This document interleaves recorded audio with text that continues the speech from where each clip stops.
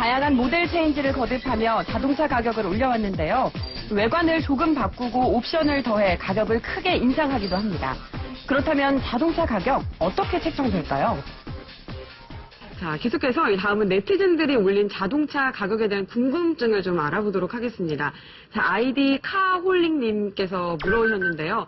자, 도대체 자동차 가격은 어떻게 책정되는 건가요? 이렇게 질문을 주셨어요. 아주 기본적이면서도 네. 아주 중요한 문제. 네. 잘 모르겠어요.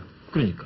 자동차 같은 경우는 뭐 수십만 평의 공장에 기간 설비를 하고 투자가 되고 개발 기간이 3년, 4년에 2천억, 3천억이 들다 보니까 그것에 의해서 발생하는 금융 비용이나 이자나 뭐 월급이나 이런 부분이 상당히 크거든요. 그런데 차량을 만들어서 아무 문제 없이 첫 차를 팔기 전까지는 수익이 전혀 들어오지 않다 보니까 그 원가 개념이 좀 일반적으로 다르고 좀 높게 책정될 수밖에 없는 그런 한계가 존재하는 것이죠. 네, 바로 그런 것들이 바로 이제 자동차 회사들이 이른바 셀러스 마켓이 돼버리는 거예요. 우리가 만들어 파는데 가격 결정하고 우리가 만들어 파는 퀄리티의 소비자가 할 수밖에 없다는 거죠.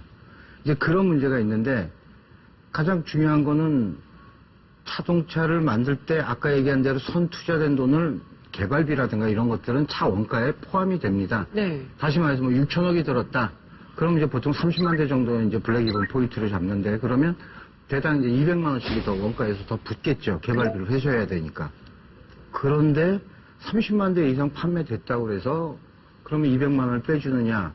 뭐 물론 미리 사간 분들한테 좀 도의를상 네. 저분들은 비싸게 샀으니까 네. 뭐 이렇게 배를 하는지 모르겠으나 네. 어떻든 간에 깎아주지는 않는다는 거죠. 그렇죠. 더 싸지진 네. 않으니까요. 같은 차종도 옵션에 따라서 가격 차이가 크게 많이 나잖아요.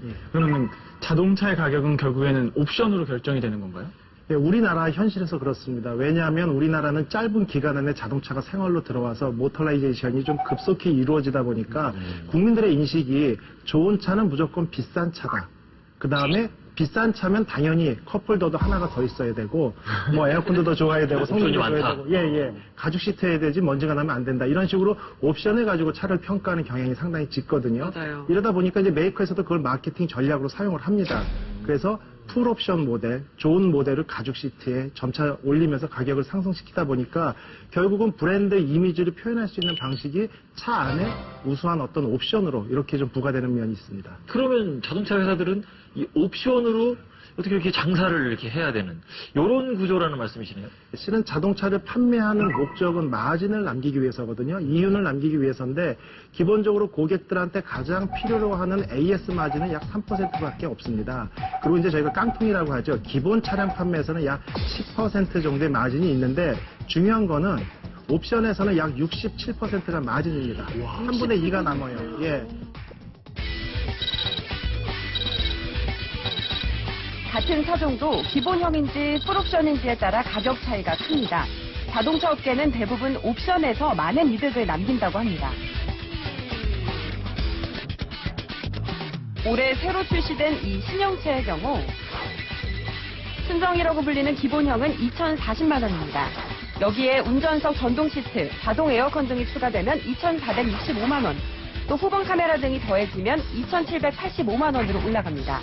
기본형에 옵션이 더해지면서 약 800여만 원의 차이를 남기는 겁니다. 기본형, 그러니까 보통 깡통 모델이라고 말씀하죠. 그 아무런 편의 장치가 없는 기본형 모델은 팔면 팔수록 손해다 그런 말을 하던데 10%가 남는다면 그 말이 사실이 아니네요.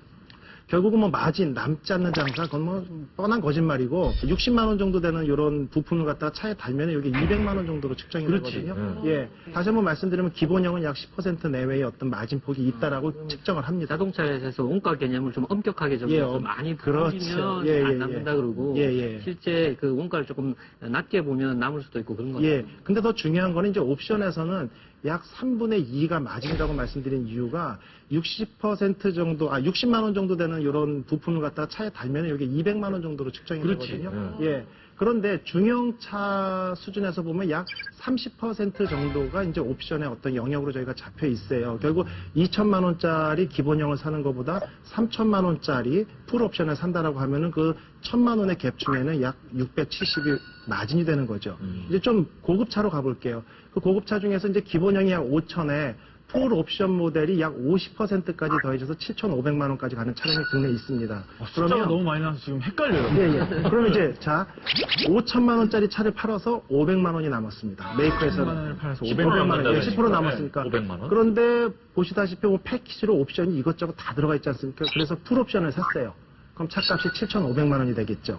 그러면 이 사람은 2,500만 원을 옵션으로 구매를 했죠.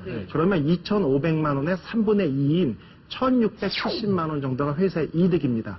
결국은 앞에서 5천만 원짜리 차를 팔아서 500만 원 남은 건 광고비든 뭐 수당이든 피스 오브 케이크인 거죠. 관여하지 않고 옵션에서 큰 왜 이익을 이렇게 많이 비슷한 거예요? 그러면 이게 왜 이렇게 비슷하게? 예? 제가 알고 있는 독일의 뭐 한 스포츠카 회사는 예. 이렇게 시트 벨트 색깔 하나 바꾸는데 70만 원이 들어가거든요. 휠캡 하나에 뭐 몇십만 원 이렇게 해서 스포츠카에 되면 1억짜리 차를 풀옵션으로 사게 되면 2억이 되더라고요. 예, 맞습니다. 그러니까 사실 그러면 1억짜리 깡통 모델을 팔아서는 거의 수익을 남기지 못하고 그 나머지 1억에서 한 60% 정도를 남긴다는 거네요. 예, 6천만 맞습니다. 정도 남긴다는 이야기네요. 물론 메이커 입장에서는 그 뭐 이제 컬러 하나 바꾼 게 우리로 보면 원가가 똑같다고 할 수 있지만 그 사람들은 이제 조립 단계에서 어떤 물류 비용이나 이런 세팅 비용 같은 게 포함이 되다 보면 시스템이 좀 복잡해질 수 있지 않습니까? 그런 거에 따라서 가격이 올라간다고 상승을 얘기하지만 일단 소비자가 보기에는 좀 받아들이기 어려운 한 그런 10만 원 정도 올려도 색깔 바뀌는데 70만 원이 올라간다는 거는 좀 이해가 안 돼요.